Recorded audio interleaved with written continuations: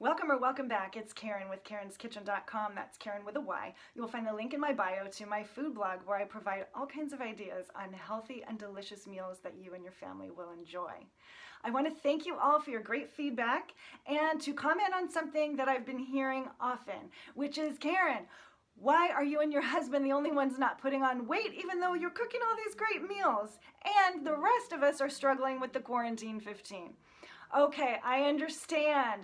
These are challenging times and it's caused many to seek out comfort foods and start baking more. So those are things I don't do a whole lot of baking or desserts in general.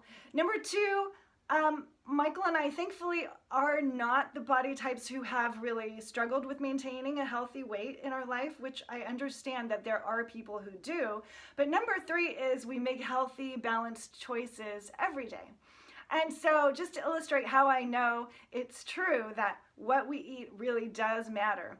When we travel, of course, we want to eat all of the local cuisine and sample all of the best, right? And so on our trip to Italy, we did eat and eat and eat, but it was all fresh stuff. And even though we ate hearty portions, we walked and walked and walked, and we actually lost weight on that trip.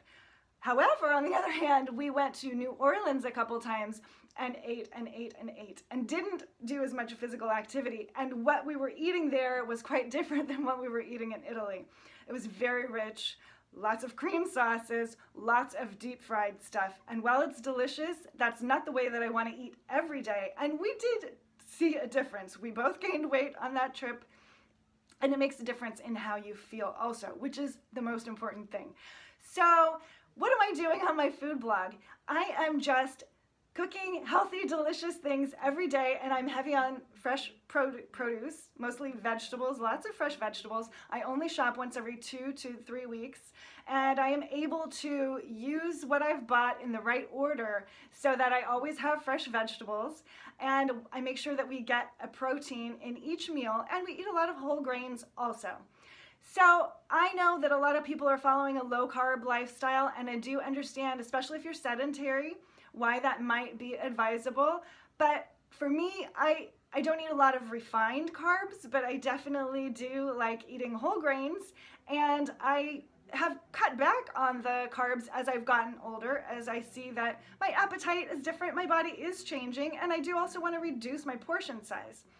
But guess what? If you've been reading my blog, you see that I've got all kinds of great, delicious meals, and they're just ideas for you to get started on creating something in your kitchen with what you have on hand.